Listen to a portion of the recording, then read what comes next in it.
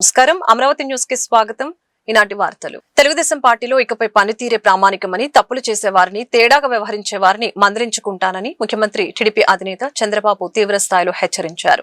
Party పదవుల నుంచి ఎన్నికల టికెట్ల కేటాయింపు వరకు నిరంతరం సర్వేలు చేయిస్తామని, ప్రజలు కార్యకర్తల అభిప్రాయాలకి అనుగుణంగానే నిర్ణయాలు ఉంటాయని ఆయన ఈ సందర్భంగా తెలియజేశారు. శనివారం మంగళగిరిలోని టీడీపీ కేంద్ర కార్యాలయంలో శిక్షణ పొందుతున్న క్లస్టర్ ఇన్ఛార్జీలతో నిర్వహించిన కాఫీ కబుర్లు కార్యక్రమంలో ఆయన పాల్గొని పార్టీ భవిష్యత్తు వ్యూహాలపై దిశానిర్దేశం చేశారు. పార్వతీపురం మన్యం జిల్లాలోని పెదపెంకి గ్రామాన్ని ఆదర్శవంతంగా తీర్చిదిద్దేందుకు ఏపీ ఉప ముఖ్యమంత్రి, పంచాయతీరాజ్ గ్రామీణ అభివృద్ధి శాఖల మంత్రి పవన్ కళ్యాణ్ ప్రత్యేక దృష్టి సారించారు. ఈ గ్రామంలో నెలకొన్న తీవ్రమైన ఆరోగ్య, పారిశుద్ధ్య సమస్యలపై అధికారులతో ఆయన ఉన్నత స్థాయి సమీక్ష నిర్వహించారు. ఈ సందర్భంగా గ్రామంలో చేపడుతున్న ప్రత్యామ్నాయ మురుగునీటి పారుదల వ్యవస్థ పురోగతిని అధికారులు డిప్యూటీ సీఎంకు వివరించారు. పెదపెంకి గ్రామంలో 100కు పైగా పైలేరియా కేసులు నమోదు కావడం, స్థానికులు తరచూ ప్రమాదకరమైన జ్వరాల బారిన పడుతూ ఉండటంతో పవన్ కళ్యాణ్ తీవ్ర ఆందోళన వ్యక్తం చేశారు. మురుగునీరు సక్రమంగా వెళ్లే మార్గాలు లేకపోవడం, ప్రధాన కాల్వలు పెద్ద ఎత్తున ఆక్రమణలకి గురి కావడంతో దోమలు చేరి ఈ హెల్త్ ఎమర్జెన్సీ తలెత్తిందని పవన్ కళ్యాణ్ కు నివేదించారు. చెప్పినా కూడా కొంతమంది మాత్రమే మారారు సార్. మెజారిటీ అక్కడ మార్పు రాలేదు సార్. తర్వాత మనం లీగల్ ప్రొసీజర్ స్టార్ట్ చేస్తామని కూడా మళ్ళీ టైం ఇచ్చి చెప్పాం సార్. నోటీసులు ఇచ్చాం సార్. నోటీసులు ఇచ్చిన తర్వాత కూడా కొంతమంది సైలెంట్ ఉన్నారు, కానీ కొంతమంది నెగిటివ్ గా అక్కడ మూమెంట్ కొంచెం కనిపించింది సార్. అయినా సరే మళ్ళీ చెప్పాము. ఇంకా ఒక్క వీధితో ఈజీ టు హార్డ్ మెథడ్ లో ఈజీ స్ట్రీట్ తోటి రిమూవల్ స్టార్ట్ చేశాం సార్. సో అక్కడ ఎప్పుడైతే రిమూవల్ స్టార్ట్ చేశామో అప్పుడు కొంత రెసిస్టెన్స్ వచ్చింది సార్ ఫస్ట్ డే.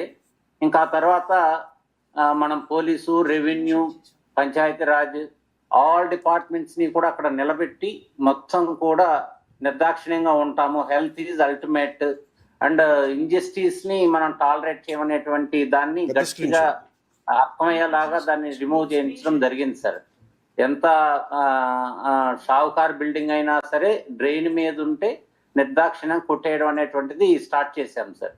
సో అలాగా కొట్టేస్తూ వెంటనే అక్కడ ఆల్టర్నేటెడ్ డ్రైన్స్ అనేటువంటిది వెంటనే ఇస్తూ మ్యాజిక్ డ్రైన్ కాన్సెప్ట్కి వెళ్తే దానికి కూడా చాలా రెసిస్టెన్స్ వచ్చింది సార్. ఎప్పుడు మేము చూడలేదు, మీరేదో మళ్ళీ పూర్తి చేసి వెళ్ళిపోతున్నారు, ఇక్కడ ఇదేం పద్ధతి, ఎక్కడా లేని తీసుకొస్తున్నారని రకరకాలుగా పార్టీ పేరుతో కూడా తీసుకొచ్చి అపోజ్ చేయడానికి ట్రై చేశారు సార్. స్టిల్ మనం మళ్ళీ కొంత టైం ఇచ్చి తమరి వీడియోలు ఏదైతే మనకు సోషల్ మీడియాలో ఉన్నాయి సార్ అవన్నీ వాడుకున్నాం సార్. అవన్నీ కూడా విలేజెస్ కు గ్రూప్ పెట్టాం సార్, వాట్సాప్ గ్రూప్. అలాగే ఆఫీసెస్ కు గ్రూప్ పెట్టాం సార్. ఎవరికి వాళ్ళకి ఇన్స్ట్రక్షన్ ఇస్తూ ఈ వీడియోలు ఇచ్చి కమ్యూనికేట్ చేశాం. This is the best in the world, particular India లాంటి country this is the best method. Particular Pedapenki లాంటి దానికి that is the permanent solution for unhygienity and health అనేటువంటిది చెప్పడం జరిగింది సార్. హెల్త్ ఇష్యూస్ అన్నిటి కూడా ఇదే సొల్యూషన్ అనేటువంటి చెప్పడం జరిగింది సార్. ఒక 1 వీక్ పట్టింది సార్ వాళ్ళు కన్విన్స్ చేయడానికి.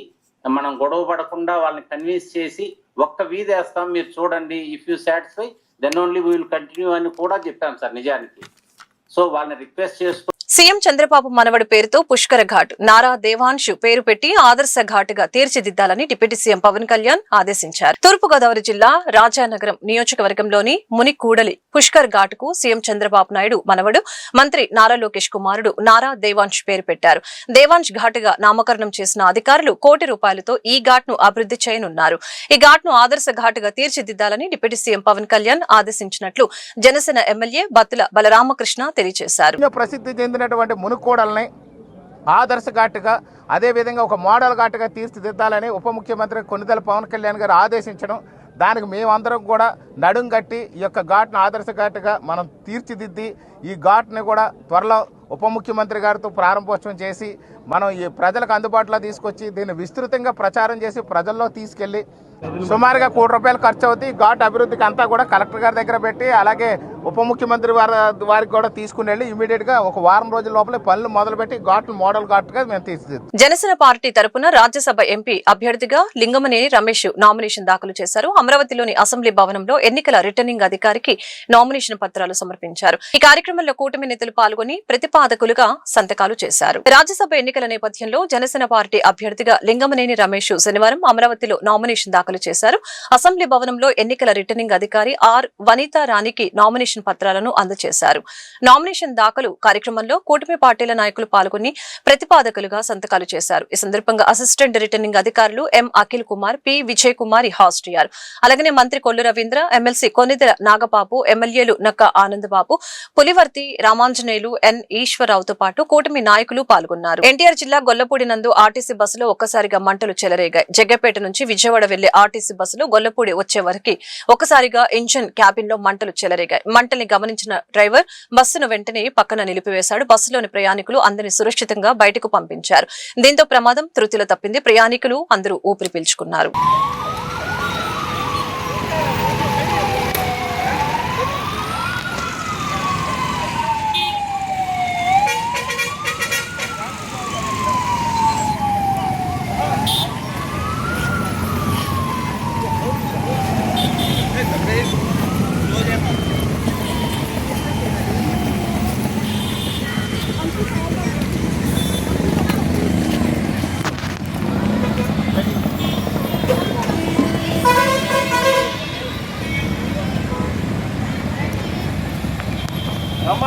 రాష్ట్ర ముఖ్యమంత్రి ఏమీ పట్టించుకోకుండా సమీక్ష సమావేశాలతోనే సరిపోతుందని, అధికారుల్ని తన చుట్టూ తిప్పుకుంటున్నారని మాజీ ఎమ్మెల్యే రాష్ట్ర పీసీసీకి క్రమశిక్షణ సంఘం చైర్మన్ లింగంశెట్టి ఈశ్వరరావు విమర్శించారు.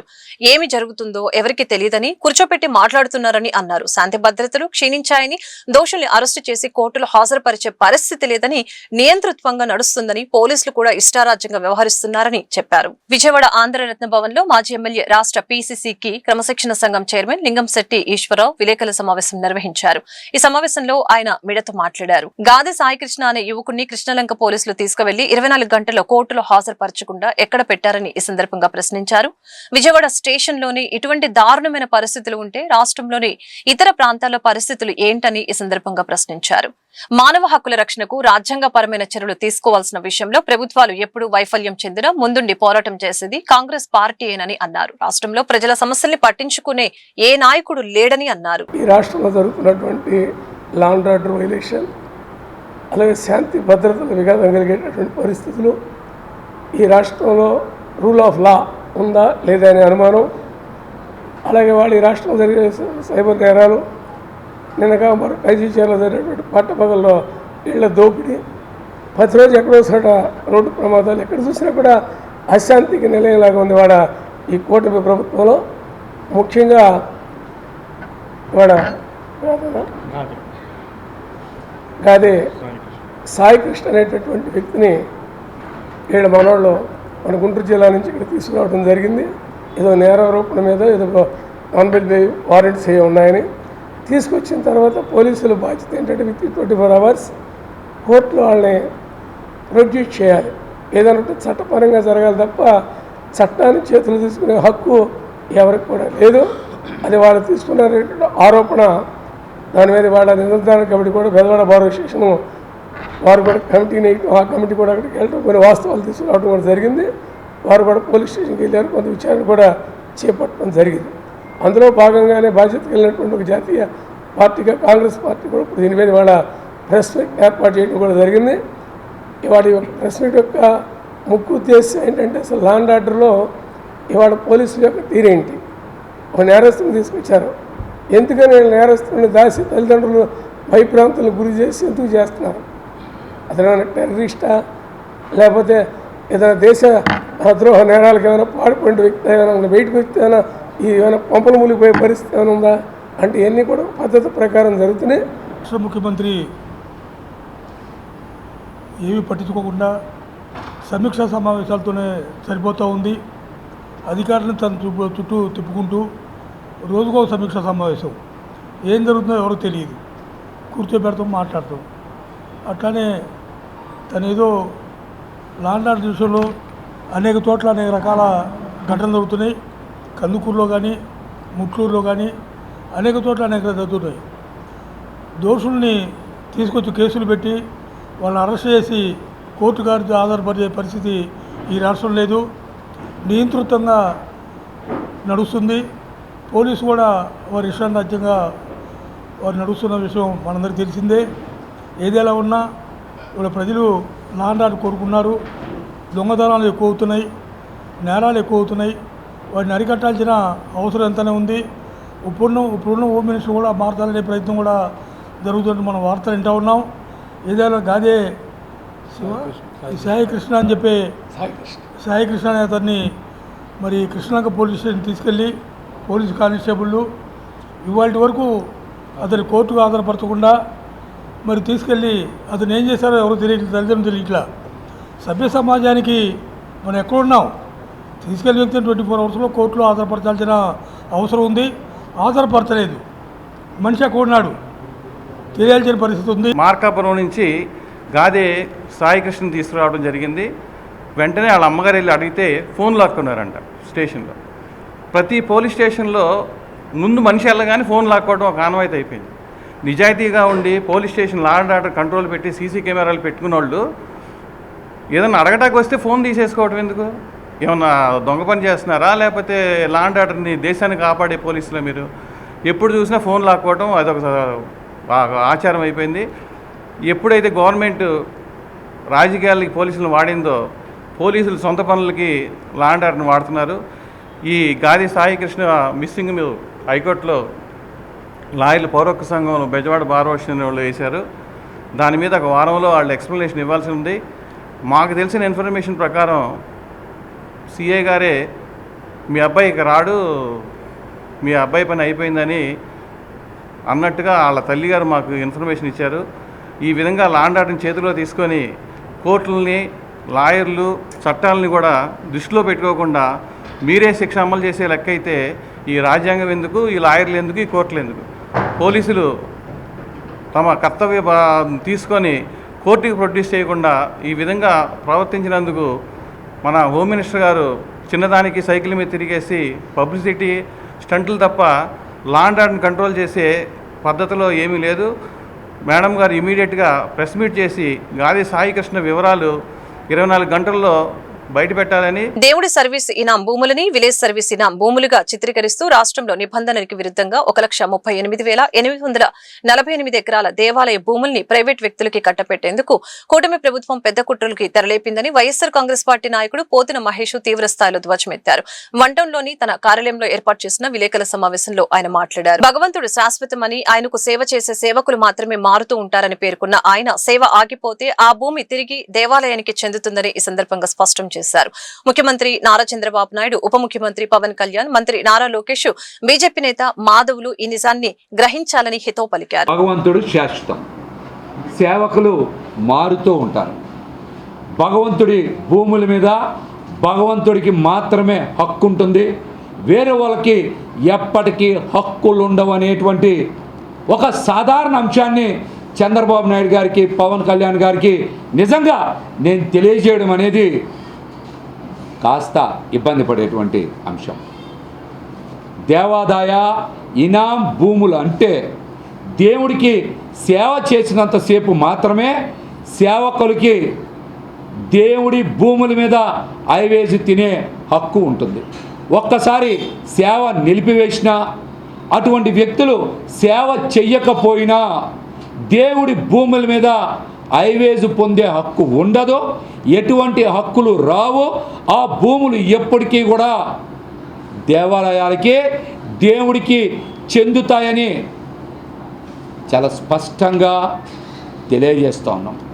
చంద్రబాబు నాయుడు గారి కూటమి ప్రభుత్వం దేవాలయాల ఈనాం భూముల్ని కావాలని విలేజ్ సర్వీస్ ఈనాం భూములుగా చూపిస్తూ రాష్ట్రంలో దేవాదాయ శాఖకు చెందినటువంటి 1,38,848 ఎకరాల భూముల్ని దేవాలయాల ఆస్తుల జాబితా నుంచి తొలగించి రిజిస్ట్రేషన్ శాఖలో 22A నుంచి నిషేధిత ఆస్తుల జాబితా నుంచి తొలగించి ప్రైవేటు వ్యక్తులకి యాజమాన్య హక్కులు కల్పించి తద్వారా వేల లక్షల కోట్ల రూపాయలు కొట్టేయాలనేటువంటి కుట్రపూరితమైనటువంటి ఒక మెమోని జారీ చేశారు.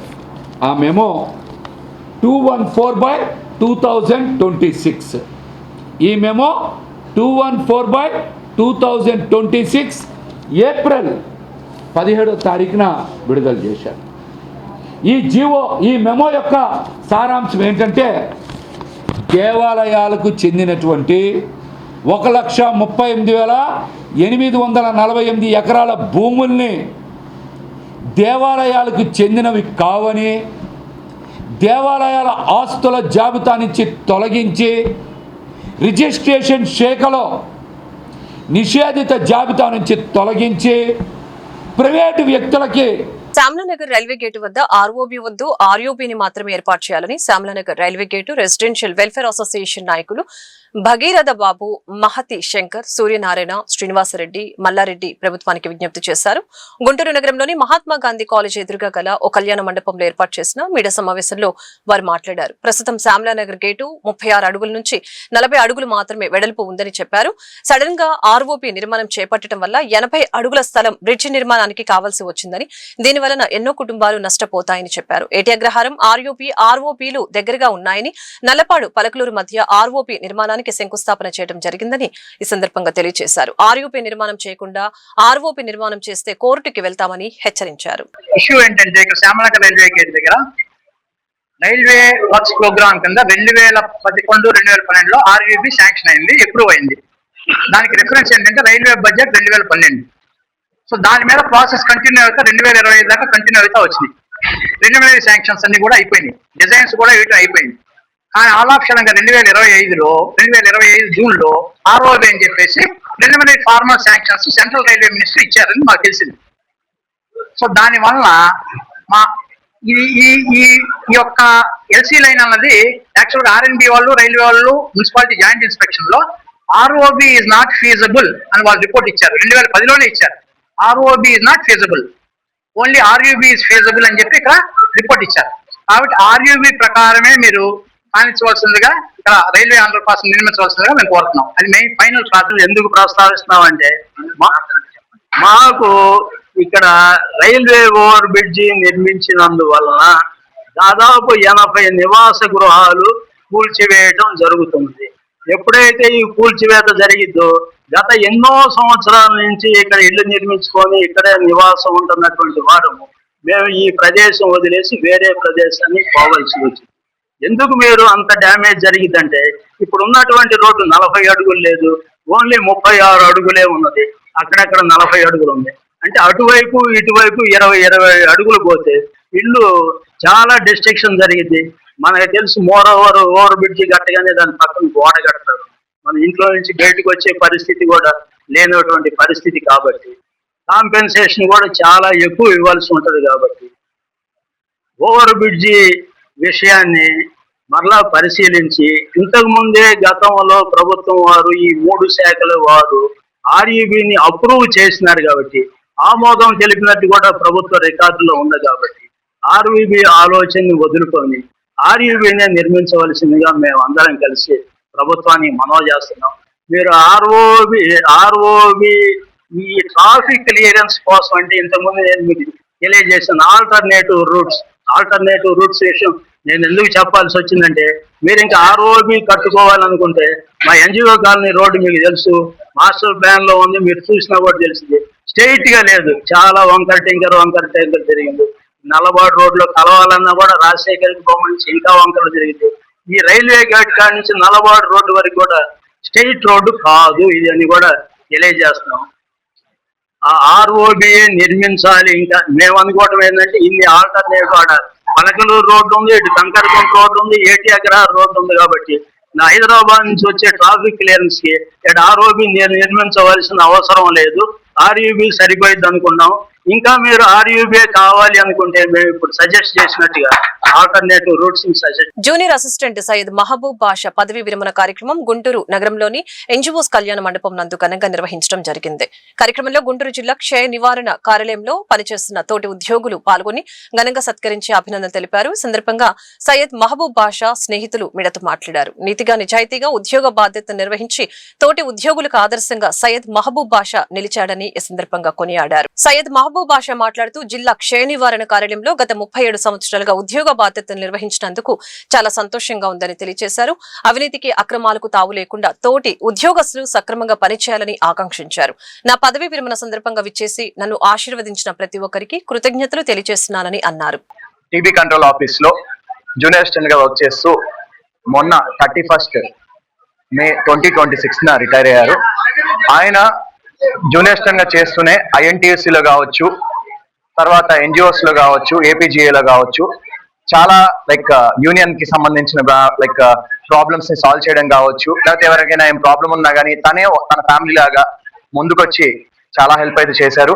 అలానే ఏ ఒక్కరికి ఏ హెల్త్ ఇష్యూ ఉన్నా కానీ GGS లో దగ్గర నుండి తనే ఫ్యామిలీ అన్నట్టు చూపించడం కావచ్చు, లేకపోతే వాళ్ళకి కావాల్సిన సర్వీసెస్ అందించడం కావచ్చు, లేదా అంతకుమించి ఏమైనా అవసరం అయినా కానీ తన దగ్గర నుంచి లేకపోతే మిగతా వాళ్ళ దగ్గర ఫండ్స్ రైజ్ చేసి వాళ్ళకి హెల్ప్ చేయడం కావచ్చు, ఇలా చారిటబుల్ థింగ్స్ అనేవి చాలా చేస్తున్నారు. అలా అని చెప్పి రిటైర్ అయిపోయారని చెప్పి ఇక్కడ ఆగిపోకుండా ఫర్దర్ గా కూడా ఇలానే కంటిన్యూ చేస్తారు. ఆయన తర్వాత మేము కూడా అదే డిపార్ట్మెంట్ లో ఉన్నాము. ఆయన వేలను మేము నడుస్తా ఫర్దర్ అలానే మేము కూడా సర్వీస్ ఇస్తా. As medical officer in service లో ఉన్నాను కాబట్టి నాకు సొసైటీకి చేయగల సర్వీస్ నేను చేస్తానని చెప్పి మీకు తెలుసుకుంటున్నాను. Thank you. TB control office లో జూనియర్ అసిస్టెంట్ గా పనిచేస్తున్నాను. 37 సంవత్సరాల సర్వీస్ లో ఎలాంటి రీమార్క్ లేకుండా ప్రతిదీ ఎవరికి ఏది చేయాలో మొత్తం చేసి ప్రతి ఒక్కరికి మంచిగా చేసి 37 సంవత్సరాలు పూర్తి చేసుకొని 31/5/2026 అంటే పోయిన నెలలో రిటైర్ అయ్యాను. ప్రతి ఒక్కరికి ఇద్దరికి అని కాదు, ప్రతి ఒక్కరికి చాలా మంచిగా చేశాను. INTUC స్టేట్ లో వైస్ ప్రెసిడెంట్ గా చేశాను. తర్వాత జిల్లా ప్రెసిడెంట్ గా 16 సంవత్సరాల నుంచి INTUC లో జిల్లా ప్రెసిడెంట్ గా నేను చేస్తున్నాను. ఎవరికి ఏ సమస్య వచ్చినా ముందు ఉండి పోరాడాను. పెద్ద నా పైన ఎన్నో సమస్యలు వచ్చినా, ఎన్ని గొడవలు ఇచ్చినా కూడా అన్ని తట్టుకొని అందరికీ మంచి చేశాను. అభిమానంతో ప్రతి ఒక్కరు వచ్చి నాకు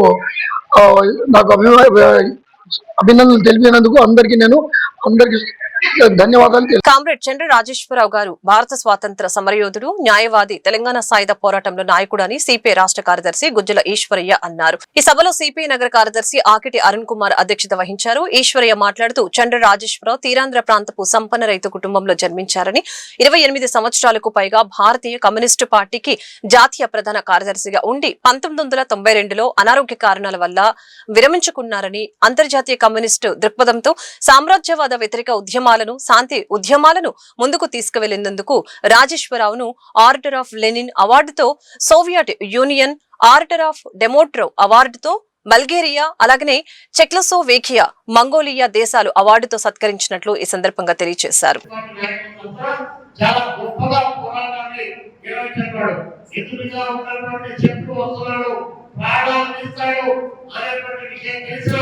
వయసు వచ్చి తుపాకుతో పాటు చంపుతారని తెలిసిన ఎట్లు చూపుకున్నటువంటి గొప్ప పోరాటం చంద్ర రాజేశ్వరరావు అంటే అతిశక్తి కాదు.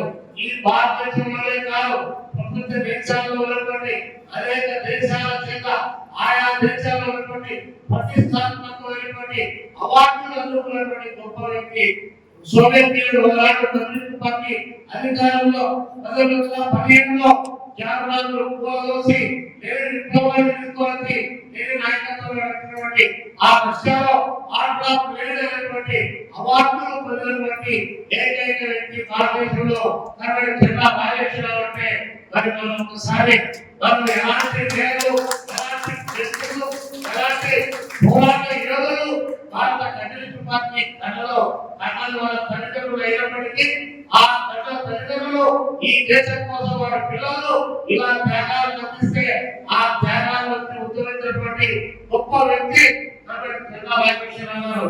నాటోనే లీడర్ మామాటే కాదు, పక్కన జర్మనీలో ఉన్నటువంటి జర్మనీ దగ్గర నుంచి ఢిల్లీలో కూడా అలాంటి పోరాటం చేస్తే ఆ పోరాటంలో కూడా ఆయన ఎక్కడ కూడా అక్కడున్నాడు.